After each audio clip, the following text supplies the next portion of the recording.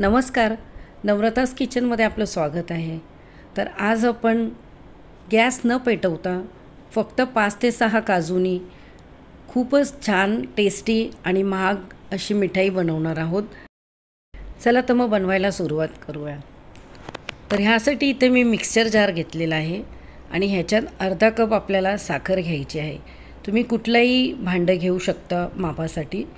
आणि ह्याच्यात 2 वेलचीचे दाणे घातलेले आहेत मी. आणि इथे मी 6 काजू घेतलेले आहे. तर आज आपण फक्त आणि फक्त 6 काजूने खूपच छान अशी मिठाई बनवणार आहोत. आता ह्याची मी पावडर करून घेतलेली आहे. आपल्याला बारीक अशी पावडर करून घ्यायची आहे. आणि इथेच आता आपण अर्धा चमचा घेणार आहोत डेसिकेटेड कोकोनट. त्यालाही आपल्याला बारीक वाटून घ्यायचं आहे. मी 2 वेलचीचे दाणे म्हटलं, पण मी 2 वेलची घेतलेली आहे. आता आपल्याला त्याच मापाने अर्धा कप घ्यायचा आहे मिल्क पावडर व हे सर्व चांगलं आपल्याला मिक्स करून घ्यायचं आहे. ह्याचा रेशिओ खूप चांगला आहे, लक्षात राहण्यासारखा आपल्या, कारण सगळं आपल्याला इन्ग्रेडियंट्स आपण अर्धा अर्धा कप घेतलेला आहे. ह्याच्यात आता आपण 3 चमचे दूध घालूया आणि नंतर आपल्याला वाटलं तर थोडं दूध आपण आणखीन घालूया आणि ह्याला हलक्या हलक्या हाताने आपल्याला एक गोळा तयार करून घ्यायचा आहे. 1 चमचा दूध अजून घेतलेला आहे मी. असा बघा गोळा तयार झालेला आहे. आता ह्याला आपण चांगले रोल करून घेऊया. 2 भाग केलेत मी. बघा हलक्या हाताने आपल्याला असं हे रोल करून घ्यायचं आहे.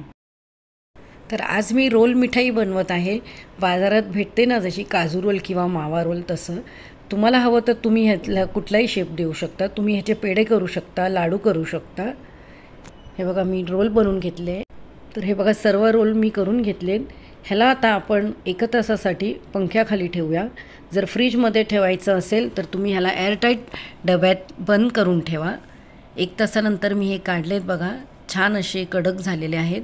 ह्याला आता आपण चांदीचा वर्क लावून घेऊया. आता कट करून घेऊया ह्याला आपण. मग छान अशी एकदम सॉफ्ट मिठाई आपली तयार झाली आहे. तुम्ही ही मिठाई उपवासासाठी पण बनवू शकता आणि आता सण सुरू होणार तर तुम्ही सणासुदीला पण ही मिठाई बनवू शकता. बघा बघून वाटत पण नाही आपण की ह्याच्यात डेसिकेटेड कोकोनट वगैरे घातलेलं आहे. बाजारासारखी अगदी सॉफ्ट आणि माव्यासारखी वाटते ही मिठाई. तुम्ही मिठाई बनवून जरूर ट्राय करा.